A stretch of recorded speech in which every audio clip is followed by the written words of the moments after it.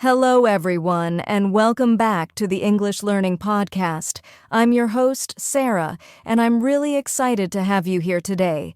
If you're new to our podcast, this is the place where we talk about real challenges English learners face, and we share practical tips to help you become more confident and fluent. And I'm Bill, your co-host.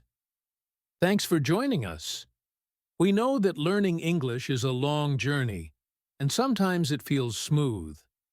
But other times, it feels like you're stuck in the same place, no matter how much you study. Exactly. And that's actually our topic today, stuck at your English level. Have you ever studied for months, maybe even years, but you feel like you're not improving anymore? You understand some English, but you can't move to the next level? If that sounds familiar, then today's episode is just for you.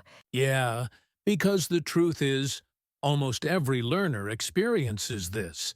It's called hitting a plateau. But the good news is, it's not the end of your progress. It's actually a sign that you're ready for new strategies.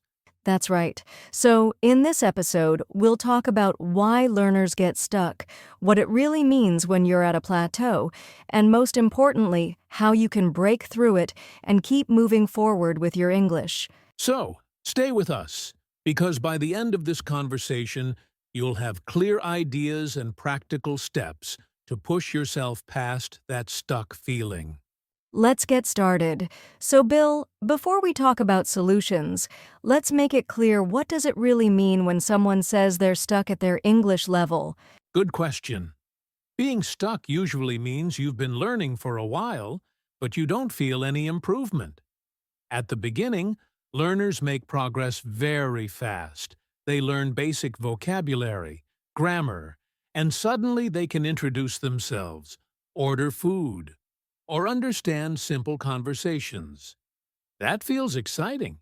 Yes, I think many learners remember that first stage when every week they can see a difference. Exactly. But after a while, progress becomes slower. You already know the basics, so the next steps are more advanced, like expressing opinions, understanding jokes, or catching fast conversations. These things take longer to learn. And because the improvement is slower, learners feel like they are not moving at all. That's the plateau. So, it's not that they're not learning anymore, but it just doesn't feel as obvious as before? Right? Progress is still happening, but it's hidden. For example, you might not notice that your listening is improving because you still miss some words, but maybe now you understand the general meaning of a TV show better than you did 6 months ago. That makes sense. It's kind of like exercising. At first, you see quick results, but later, even though your body is still getting stronger, the changes aren't as visible. Exactly. That's a perfect comparison. And because learners don't see big changes, they sometimes think they're bad at English, or that they're not capable. But really, they've just reached a normal part of the learning journey. So, to summarize, being stuck doesn't mean failure. It just means you've hit that plateau where progress is slower but still happening in the background. Yes, and understanding this is important, because once you know what's going on, you can take steps to move forward. All right, Bill. Now that we understand what it means to be stuck, let's dig deeper. Why does this plateau actually happen to English learners? There are a few common reasons, and honestly, most learners experience at least one of these. The first one is repetition without challenge. What do you mean by that? Well, many learners stay with the same kind of practice for too long.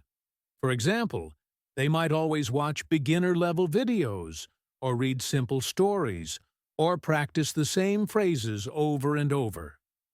That feels comfortable, but it doesn't push their English higher. So it's like running the same short distance every day. You get used to it, but you never build more stamina. Exactly. To grow, you need new challenges. Which brings me to the second reason: fear of mistakes. Many learners avoid speaking because they're afraid of being wrong or embarrassed.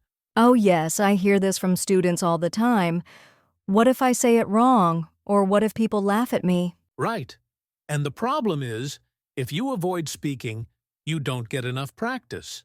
And without practice, your fluency can't grow. Mistakes are actually part of the process, but fear keeps learners stuck. That's so true. And I think we've all felt that fear in some way, even with our native language when speaking in front of a crowd. Definitely.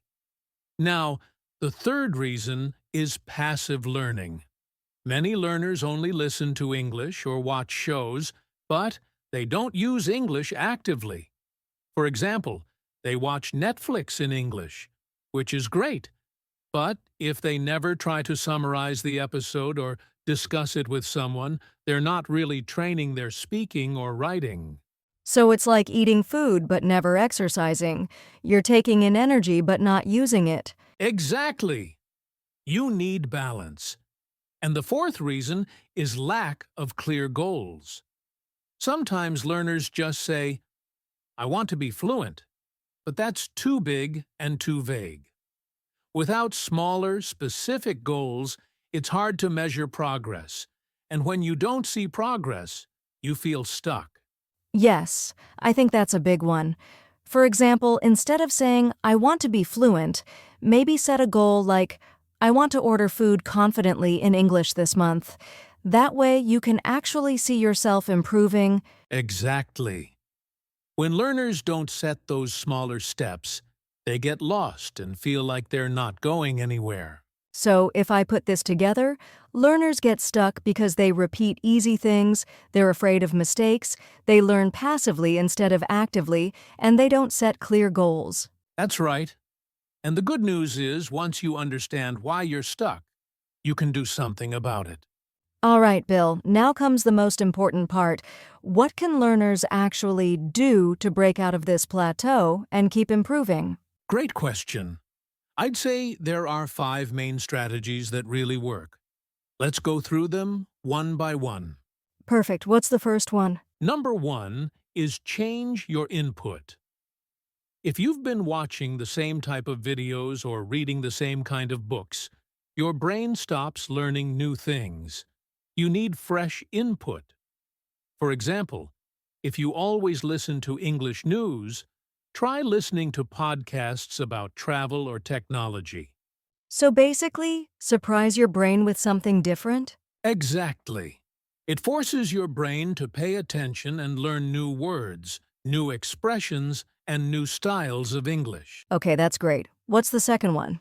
The second one is speak more. Many learners consume English but don't produce it. Even talking to yourself in English can help, like describing your day or planning your weekend out loud. And of course, practicing with real people like language partners or teachers is even better. I love that. I sometimes tell learners to pretend they're a sports commentator. For example, if you're cooking, describe what you're doing. Now I'm cutting the onions. Now I'm boiling the pasta. It sounds funny, but it works. Exactly. That's a great trick. The third one is set specific goals. Instead of saying, "I want to improve my English," try something like, "This week I will learn 10 phrases to use at a restaurant." Then practice them until you can use them naturally. Yes, that's so much more motivating because you can see the progress. Right. And the fourth strategy is challenge yourself. Do something that feels a little scary. Maybe record yourself speaking for 5 minutes. Or join an online group discussion. The idea is to push yourself out of your comfort zone. I think this is important because if you only do what feels safe, you never grow. Exactly. And finally, the fifth one is get feedback. Sometimes learners don't improve because they don't know what mistakes they're making. A teacher, tutor, or even a friend who speaks English can point out areas to work on. Yes, feedback is powerful. Without it, you might repeat the same mistake forever and never notice. That's right. And once you get feedback, Don't feel bad about mistakes. Use them as a map that shows you where to improve. So, to recap these 5, change your input, speak more, set specific goals, challenge yourself, and get feedback. Exactly. And if learners apply even 2 or 3 of these consistently, they'll definitely break through that stuck feeling. I really like that, because it's not just theory, these are practical steps people can start today. Yes, and the key word is today. Don't wait for the perfect time. Just start small and keep going. Bill, before we wrap up with a recap, I think we should talk about mindset, because sometimes, even if learners know the strategies, they still feel frustrated. Absolutely. Mindset is key. The first thing to remember is that progress in language learning is not always visible day to day. It's like plants growing. You don't see them getting taller every hour, but if you look back after a few weeks, you notice the difference. I love that image. So even if you feel like nothing is changing, something is happening under the surface. Exactly.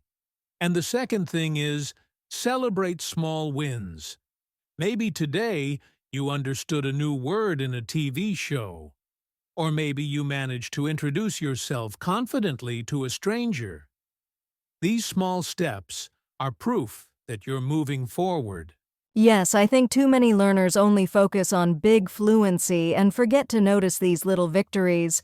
But actually, those victories are the real signs of progress. Right. If you change your mindset from "I'm stuck" to "I'm growing slowly but surely," you'll stay motivated and keep pushing through. That's such an important reminder. English learning is a journey, not a race. Now, before we finish, we want to hear from you, our listeners. Do you feel stuck at your English level right now? Yeah, think about where you are in your learning journey. Maybe you feel you're not improving, or maybe you just broke through a plateau. We'd love to know your experience. Try one of the strategies we shared today, maybe set a small goal this week, or challenge yourself with new input and then tell us how it goes. You can share your thoughts in the comments section or send us a message. Your story might inspire someone else who feels the same way. Yes, and remember, you're not alone. Every learner faces this, and together we can push forward. All right, let's do a quick recap before we finish. Today, we talked about what it really means to feel stuck at your English level, why this plateau happens, and most importantly, how to break through it. That's right. Remember, you might feel stuck because you're repeating the same things, avoiding mistakes, learning passively, or not setting clear goals. But the good news is, you can move forward by changing your input, speaking more, setting specific goals, challenging yourself, and getting feedback. And don't forget the mindset shift. Progress is happening even when you can't see it, and every small win counts. Exactly. You're not stuck. You're just preparing for your next big step in English. Beautifully said, Bill. Thank you so much for joining me today, and thank you to all our listeners for tuning in. Yes, thank you. And if you enjoyed this episode, don't forget to subscribe and share it with a friend who's also learning English. We'll see you in the next episode of the English Learning Podcast. Until then, keep practicing and keep moving forward. Bye for now.